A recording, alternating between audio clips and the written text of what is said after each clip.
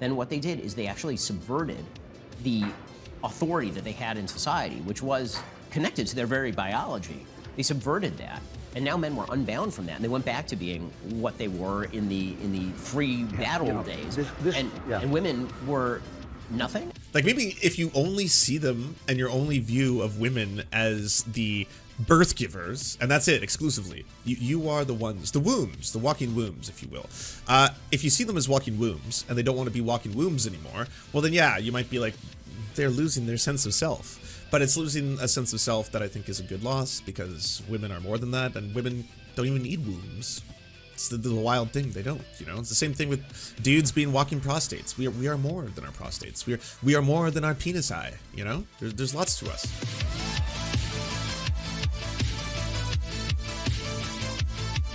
Your generation, which was, we can joke with each other, right? We can like make fun of each other's sex, we can make fun of each other's race, we can make fun of each other's religion. Yeah. The reaction to that was political correctness, which was, you will make fun of nothing.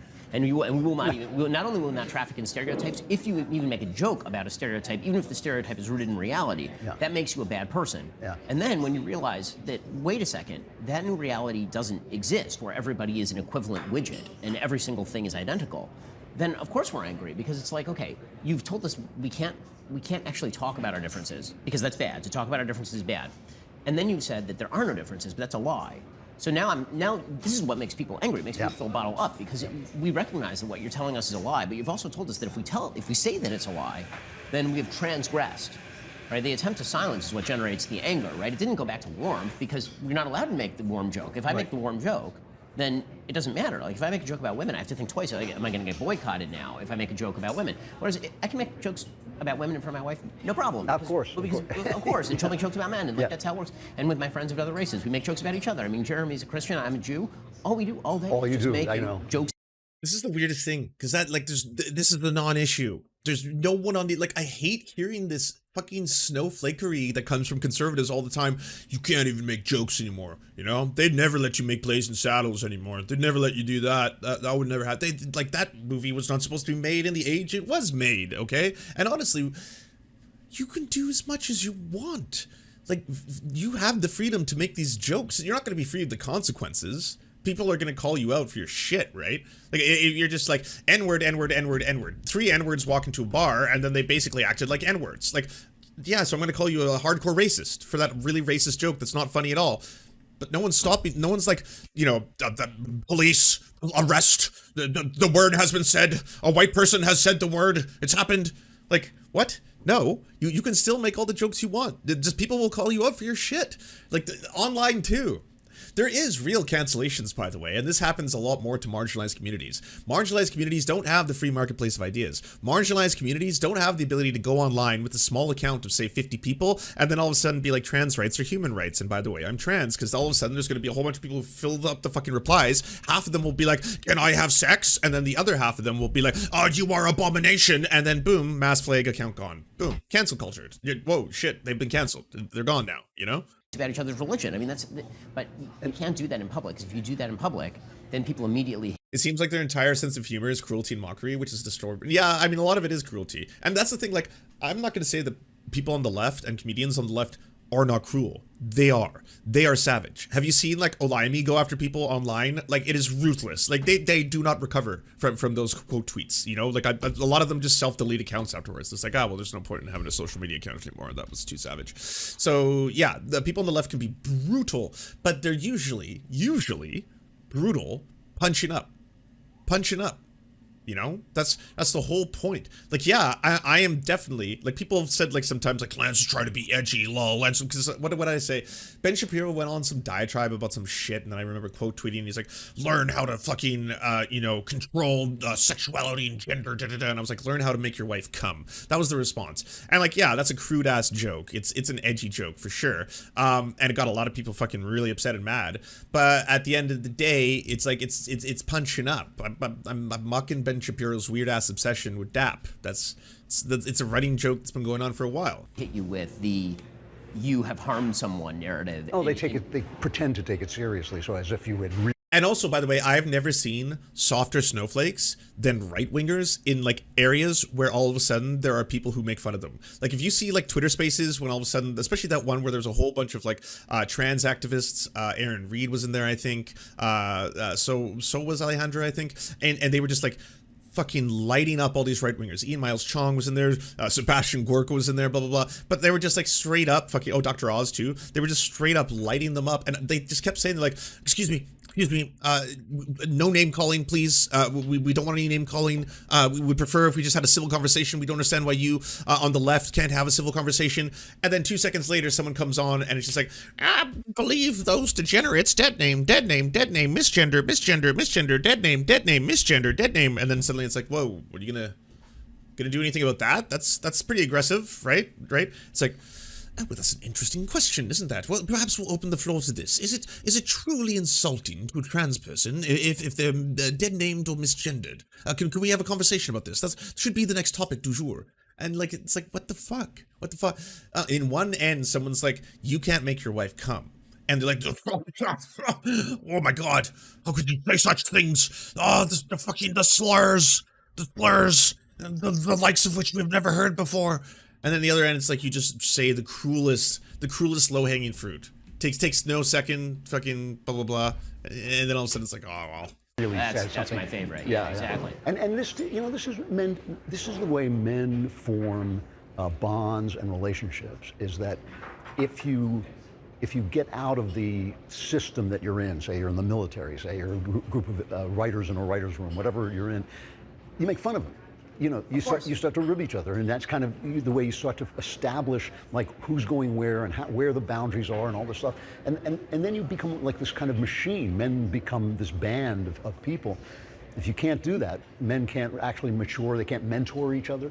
They can't teach each other what each one knows and pass it on. It's very crippling. Humor, to not be able to use humor like that is very crippling. One of the things that's been amazing and weird is that. I'm sorry, you can't bond with dudes unless you get the N-word back? This is what I'm hearing. You can't form friendships with a bunch of the boys unless you get to say the N-word? I can assure you, as a white person who does not use the N-word, and that's not me virtue signaling, this is just the reality of my life, I have not found a lot of trouble being friends with the boys. Friends with quite a few of the boys. Friends with the ladies too. I love having female friendships. I don't discriminate. It's just the way of the world. Yeah. Didn't affect my friendships whatsoever. Yeah, not being able to say the N-word has not been painful. I think there was a fundamental misconception by women about the quote-unquote patriarchy and the patriarchal society, and what it led to was this. We've talked about sort of the false feeling about what men are. Men are brutal and terrible and evil, and everything about men is bad. And when they See, this is where you misunderstand it. It's not that men themselves are inherently those things. It's that we reinforce gendered stereotypes, and they have a net negative effect both on the genders that we reinforce it and society as a whole. That's it. It's not that men are inherently bad. In fact, I think men would be a lot more good. I think there's a lot, like, I fundamentally believe in the goodness of man, all right? I think that we have all this fucked up societal reinforcement of a lot of shit that makes us into much worse people. Much worse people. And a lot of that is just the conditioning that comes with years and years and years of having that reinforced, especially if you happen to be a cis dude like myself. And so now we're trying to learn how to unprogram or deprogram a lot of that shit. They evidence masculinity, that's because all masculinity is in some form toxic and aggressive, and if we just wipe away the testosterone, then all of society would be masculinity can be sexy as fuck. Candy. But women can also be masculine. George Gilder wrote a book that's now being reissued. Now it's called Men in Marriage, and his basic thesis is that we never lived in a patriarchy. We always lived in a matriarchy, and the reason, but it was good because the matriarchy, what he meant. I've heard this thesis before, by the way. Jordan Peterson loves to talk about this too, because he loves talking about societal pairings as well as, like, breeding, oh bloody hell, of all the breeders, basically women have been selecting their sexual partners for generations and millennia, and because of that they've been able to reinforce and condition and shape society in ways man never could. It's like, what? For a really long ass time, women weren't really much more than just a form of property that was basically traded from one father to a husband, or usually one father to another father, to unify family for bonds. That's That's what women were, and then they were basically responsible for airing sons. And if they could not produce sons, they weren't really useful as women. Then they would be seen as either melancholy, witches, insane. They have to be institutionalized. Oh, your wife is not accepting your nightly rape? Oh, yes, well, then she needs to be institutionalized. Don't worry, we've come a long way from the barbarism of the previous centuries. Now we have electricity. It's wondrous, you know, this 1900s, we've got electricity now. So what we're going to do is we're going to solve your wife's melancholy by electrocuting her. I know. Yes, it does kill people normally, so we're going to use a smaller amount that normally does kill people, and then try to focus it on certain parts of the brain. Which parts of the brain, we don't fully know. We're going to figure that out as we go along. Hopefully this is going to result in a much happier marriage, and if not, you get yourself a new wife. Yep, yeah, you get to go find yourself a shiny new model. That'll be neat, right? By that was not that men didn't have power. Men don't had forget an awful lot of that power, as well. but it's that the fundamental presupposition of civilization was that male patterns of being had to subordinate themselves to female patterns of being, meaning that it was male strength, because if males on their own will be evil. Males on their own, just in the wild, they will hunt, and they will kill, and they will rape.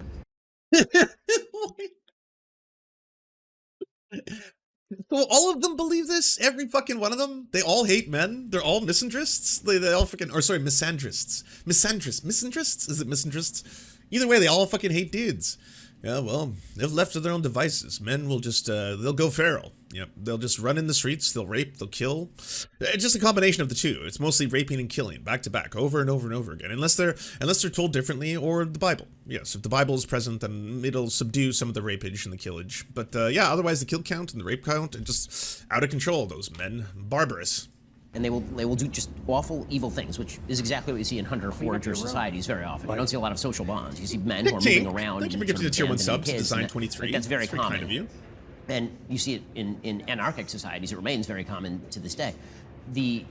So his proposition is that male toxicity is then linked with the female time horizon. So the male time horizon is, when do I next get laid? The female time horizon is, you have sex and then you project. So why does that always swing back to how shitty all your sex lives are? I swear, if we could, like, it's like, it sucks because it's doomed from the start. Okay, we have all these horny right-wingers who are reinforced with these shitty gendered stereotypes that make them end up hating and resenting women who don't become their trad wives or don't give them sex because they're owed sex for some reason. And then they finally have to do this thing where they wait until marriage for the first time, and then they realize, I guess, unfortunately, that maybe they're not sexually attracted to that person because it's the only time they've ever had sex with them. And so afterwards, like, well, we did make the covenant before God, so I guess we got to get into this. And then I guess I'm going to see the entire world through the lens of dudes, just think about having one good orgasm, and then women, it's kind of like a subsidiary period while they wait between these moments. And it's like, what? Am I the only one who there are moments of my day when I'm thinking of something else other than the sweet, sweet pussy? Like, don't get me wrong, I do loves the sex and the pussy, but like, certainly not a non-stop. God, it'd be really, really good if I could just figure out the combination for my ATM, but I can't concentrate because I'm looking at the queen on the coins, and oh shit, it's happening. Generate a child over the course of months, and then you raise the child over the course of years. And so the male mode of being now they're not has to be subordinate I feel like they're to the all female mode of being in order for confused and civilization to horny. be created. So all that aggressiveness gets channeled toward actually the quote-unquote matriarchy, like the female mode of actually building, because women are there to build things, but they need men to actually do the building. And so what men trade away is that kind of moment-to-moment autonomy in favor of something significantly more meaningful, but they have to restrict themselves in order to do that, and that's what builds civilization. And so what the feminists did is they said, no, that's the patriarchy. When they made the absurd contention that marriage is a patriarchal institution, when it is precisely the reverse. Totally forgot about the beanie. Obligations for men that would not exist but for the absence of, right. But for the presence of marriage. When they made that contention, when they succeeded with that contention, then what they did is they actually subverted the authority that they had in society, which was connected to their very biology. They subverted that. And now men were unbound from that, and they went back to being what they were in the free battle days. And women were nothing. I mean, and that's what's happening. Women are becoming nothing. Copies of men. They don't Copies exist. of men. I mean, What? Do you think of yourselves as nothing? I don't think of myself as nothing, even though I've had to live through these gendered stereotypes. But just because women are suddenly becoming more independent and they're entering the workforce in greater numbers and they're dominating certain fields that used to be, yes, dominated by the boys, but they're coming. Men and women are fucking scholastically crushing it, gentlemen. But that doesn't mean that they're suddenly becoming worthless. Like, maybe if you only see them and your only view of women as the birth givers, and that's it exclusively, you are the ones, the wombs, the walking wombs, if you will. If you see them as walking wombs and they don't want to be walking wombs anymore, well then yeah, you might be like, they're losing their sense of self. But it's losing a sense of self that I think is a good loss, because women are more than that, and women don't even need wombs. It's the wild thing. They don't, you know. It's the same thing with dudes being walking prostates. We are more than our prostates. We are more than our penis eye. You know, there's lots to us. As a matter of fact, I think that is what it is. I think it goes beyond. You know, Freud said everything comes down to sex. The Gisela returns. Actually, is a symbol of something way beyond that. Men and women become one flesh. Oh, I'm excited for Tim too. There are two ways of looking at the world. The world is actually a multiverse. You know, and this is what I think there is a way that you would call the way of power, where, you know, full of envy and ambition and conflict, which is the masculine way. That is the way we are built. And then there is the way that is the way of love, you know, which is that all of these things are good, but they have to be Are you serious? Woke politics is crushing the working class. You fucking clowns. Are you serious? Who is this? Of course it's Aaron Matei. This is just like utter clown choosery. Why? Woke politics. What is wrong with all of you? It's like, hey, do you want right-wing talking points, but from the left? Transformed by love. And I think that when a man and woman become one flesh, that is the kind of unity. You actually are modeling something that is beyond human. And I think that that's, if you look, you know, I go back all the time, 500 years. I feel that we are at the end of an argument that has been going on for 500 years, when basically the church broke up and they discovered science and all this stuff. And if you go to the Germans, it was all philosophy, and it was all about power. It was all, you know, Schopenhauer would just say there's no morality, there's just different power going in, and there was the will to power, and that was what Nietzsche would talk about, the will to power and all this. But you go to England, where everybody's gay, obviously. You just listen to the way they talk. Well, that crushed. I don't see, so you know how I make fun of conservative comedy all the time, and then I'm usually like, it looks so fucking easy. Maybe it's not. Maybe it's got to be reductive to a point where you just miss it, you know, almost like a riddle. Where I was just like, hey, my pronouns are ligma balls, and they're like, ha. Oh, that one didn't crush. Oh, fuck. I don't know. Pronouns are gay? Pronouns are gay. He said it. He said pronouns are gay. Oh, okay. So that's what you wanted. Okay. So yeah, pronouns are really gay. They're super gay. They love having gay sex. Yeah, pronouns love having gay sex. They have gay sex with each other. You know, the poets, especially Coleridge, they love the Germans, but they're poets. And so they have a certain kind of creative anima, more feminine way, and they bring that stuff together into a much more real world. I think, I'm not kidding about this, I think this is why Shakespeare, when he has Portia argue for Christianity in The Merchant of Venice, I think that's why he makes her a woman dressed as a man. He's basically saying, you know, the mercy that she's talking about is a feminine trait, but the law that she's talking about is a masculine trait. So she's both. In that moment, she becomes both. And I think this is the reason it's tearing. Putting aside the anti-Semitism of Merchant of Venice, but you're correct. I mean, the biblical notion that I mean, this goes all the way back to the Bible. The idea that God is both justice and mercy, and that mercy is described in the Bible using feminine language, and justice is described in the Bible using masculine language. Right. In the Hebrew, that's the way it is. Right? I mean, that is literally in the grammar of the Bible, and the way that you learn about the names of God, typically, is that the more masculine attributes of God are considered din, and then which is justice, and then the more feminine version is rachamim, which is which, yeah. And what kid doesn't see that in his, mother and father if they're healthy, adult human beings? That's why when we mess with this stuff, and we on the right get so upset about it, and they kind of complain. They think, well, what's business is it of yours? And sure, in an individual, it's no business of mine. Do I care whether some guy wants to walk down the street in a dress? No, I don't. But when the society loses that sense that something urgent is going on beyond this life, that there is no reference point to flesh. There's just flesh. Right. It doesn't refer to anything else. Once they lose that, they literally are doing what the most pencil-necked, low IQ country preacher told them they were going to be doing. You're going down the road to sin. Well, that's essentially what they're doing. Yeah, so, I'll disagree with you. I think that it is bad if a man walks down the street in a dress. And if a man, I didn't say it wasn't bad. It's just none of my business. I do care. I don't care. You want to do it in the privacy of your own home. I care in the sense that, as a spiritual being, I think you're degrading yourself, and I think that you're doing something wrong to yourself. Yes. But as a spiritual being, from a sort of governmental perspective, right. I don't think that the government's preserve is to go into private domains where you are in your own house doing a thing by yourself and not affecting anyone else. Yeah, he admitted. As a general rule, although obviously I'm against suicide and all the rest. What we have done as a society, though, is we flip private and public, right? Everything that is private is now public, and everything that ought to be public is now private. So religion ought to be a public thing, because it turns out that religion is the way that people interact with the world when they believe that God is a real thing and that morality is a real thing. And we've decided, no, that's relegated to your bedroom. How you screw, that's out in the streets. That's it. What makes you a hero is being Sam Britton donning ladies' wear, and until I don't know these references. Is that like a ladies' man on the right? Sam Britton, non-binary individual. Oh, this is the one that they're always fucking going after. Yeah. Sorry, my apologies. I don't understand why Sam Britton's another person who I wouldn't know much about if it wasn't for the right. Similar to Dylan Mulvaney.